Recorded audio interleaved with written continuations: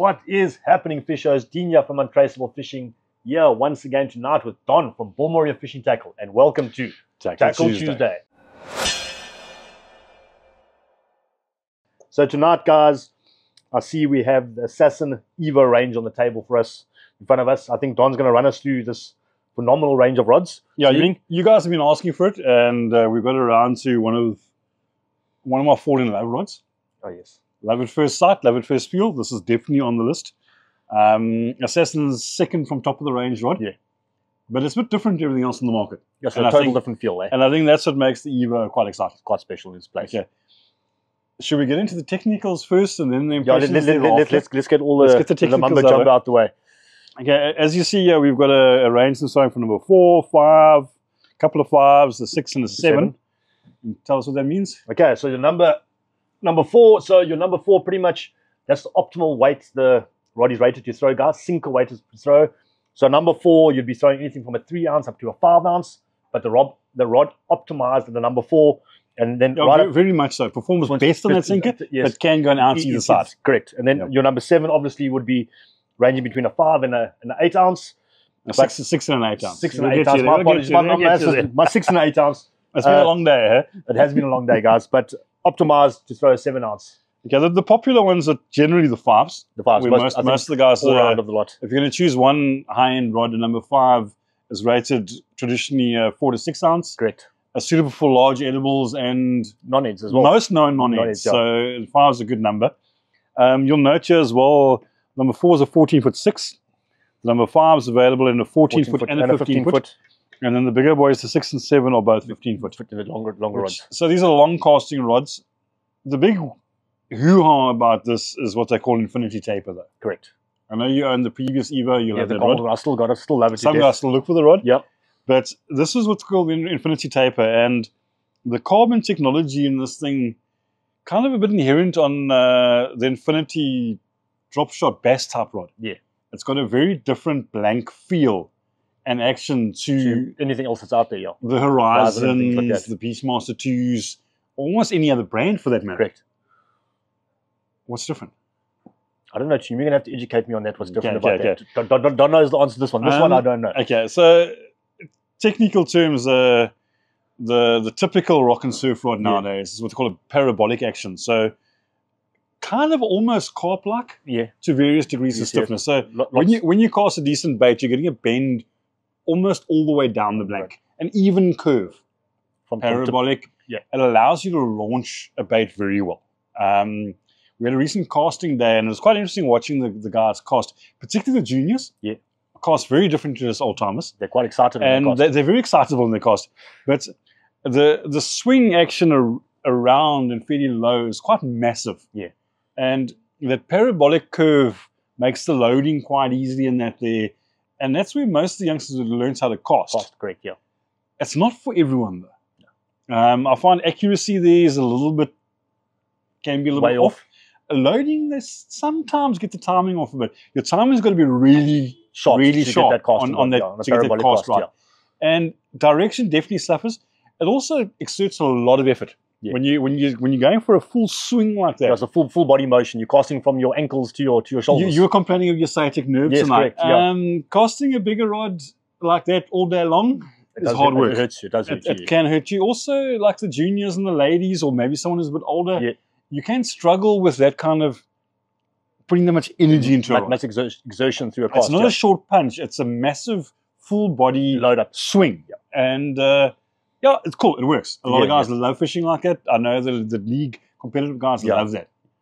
But there's some of us that don't particularly love that. Especially the guys that have converted from multipliers in the days, just standing. And also you can't always execute a massive swing. You're fishing in the rocks and you've got cliffs behind you or reefs behind you, and there's no room for a swing. You're wading a bit deeper than... Or you're going to rock with your mates and you guys are all standing a bit too close together, which kind of happens a lot of the time nowadays. Having a little bit of a chat. And you haven't got room for this monster swing. Some of us still throw straight over the shoulder. And we accelerate our cast by a punch. So literally, I was trying to explain to the guys who've never cast before on our casting days, is picture a fulcrum here. You've got your rod coming through, this rod's going over, that's going under. So it's almost like a spinny. pulling down with the left, punching with the right. And as you get, that last bit's your acceleration. Correct. Start off slow, end fast. These rods are fairly stiff in the lower half of the rod. It's the upper third of the rod that's got a bit more flex in it. Correct. So your bend is happening not down the entire length of the blank, but typically the top third of the blank, which allows that kind of load easy and push. And it gives you that catapult effect without massive impetus strength-wise. I mean, surprisingly, I cast fairly far with just that straight punch. That punch, correct, yeah. But I'm an old timer. I've been doing it for a long time. I mean, I've been casting like that for many years. But like juniors and ladies and guys who are not as strong, that kind of cast is really easy. And if you do extended sessions and that, you can find you're not exerting as much energy. And all your casts are going to be, pretty much all your casts will be good casts, decent casts. Yeah, it's hard to fluff it. Fluff it, yeah, correct. Put it that way. Correct, and it's also a fairly deal easier to get accurate. Yeah. It's not as wild as the swing. So this rod in particular, I think, is the perfect rod for that. 100%. That guy who wants to cast more accurately with less effort and energy. I agree with you there 100% on that. So cast superbly well. It does require a little more timing to get perfect. Yeah. I think that twangy round side cast, you get quite far. This one to get far, you need timing to be fairly accurate. You've got a little bit less of a split second. If you're a very beginner, you might find you letting go too early or too late. That window of opportunity is a little bit narrower, but it launches with minimal effort. Correct. So as long as your timing is good, launch is good. But there's a benefit beyond just casting. Because you know, everyone expects to cast 80, 100, 120 meters. Casting is only one part of the equation on a rod. What's the other part of the equation? Well, hooking fish, playing fish. Pulling fish, right? Pulling fish. And I like the soft tippiness for playing fish. Okay, so the funny thing is, though, is if the old timers amongst us, remember Butterworth rods and all this? I do, yeah. This is kind of a modern, super lightweight Butterworth. It's got a tip that's fairly sensitive. Nice and forgiving. Things like bluefish or shark feeding carbonate, you haven't got as rigid so there's a little bit of give there. Ironically, though, as it comes down the blank, the beef goes up way quicker than other rods. So where you find a typical parabolic curve rod, say for instance in a horizon, something like that, you hook into a decent fish, it's going to bend down into your butt. Which is good. It soaks up all the hits and it doesn't actually hurt the lower back as much. Correct. But if I'm trying to get a big silver or black steamross out of a reef or a big yellow belly or something like that, it hasn't quite got that punch pull through. If you've got the pull, if you can put a pull, that total lower end definitely gives you a little more pulling power. Correct. Without being a pull. So certainly an interesting design. I think the quality of the rods speak for themselves. Super lightweight. Definitely the lightest in its class almost. I'd be hard pressed to say, but I might think lighter than a Horizon. Possibly. We'd have to put one on a scale. We'd have to measure on a scale. But got all the features you'd expect in a Horizon. Nice carbon fiber at the bottom of the winch. Fuji winch, decent Fuji guides, beautiful cosmetics throughout. Interestingly enough, what we don't see here as well, what do you notice different to the rest of the boys? It hasn't got a spigot. It hasn't got a spigot joint. Yeah. And everyone in recent years go, spigot joint is the way to go. But these give a different action because of it. Correct. And where they say Horizon is twice as strong as this, the pulling power of the rods is still exceptional. And if they haven't left that off to help with there's no hot spots on this particular model of rod. It's probably there's got to be a reason for it. They've got a beautiful design. The blanks are exceptional, multi-direction carbon. Nothing lacking in this. Ping like a piece of iron. They are stunning rods. And they cast. Listen, this thing casts. It's a rocket ship. It's a rocket ship. It's a rocket ship. If you've got any casting aspirations or expertise, these will impress you. So different and different in a damn good way. I'd say it's quite interesting to see the number of guys that have actually divided the competitive anglers. They're divided between the Horizons and the Horizons and the EVOs. In recent years, the EVO is actually fighting the fight pretty damn well. That is surprisingly, they both come from the same company, which is quite an interesting thing. If I generalized, I'd say the EVO is possibly more popular with the guys targeting edibles. Correct. I think, to me, in my eyes, as an edible rod, I'd rather have EVO than a Horizon. That's my particular choice, sir. Yeah. I think perhaps a hint more sensitive. Yep. That curve action also doesn't soak up the little nudges in it quite And as also much. playing efficient, just feels a bit better, fighting efficiently. Yeah, even and horizon I think to if me. you do have to turn like a silver thing, like that short, I want to turn the oak. It's got a little more, a little more beef where you need it, and I enjoy them. But we just off the 7 now, and it's quite light. It's quite beautiful. it's light for a 6 to 8 ounce rod, eh? I could pull sharks quite nicely. I definitely like to have a throw with one of these and see what it's all about. Certainly one of the premium rods in the world. Yeah. You know, we rated the Assassin Horizon as the best Championship Edition as the best rod in the world. This must be coming. Is this second best? I think in some aspects, yes. In some aspects, I'd say the 4 and 5 is even better in my eyes. Well, it's just different. Yeah, it's just different. It's different. It's different. It's more my cup of tea. And I think if you come from the older school background and you're struggling with a whole wide swing, semi-parabolic type casting and that, it's definitely a rod to look at then. This is one to look. This is one to shortlist.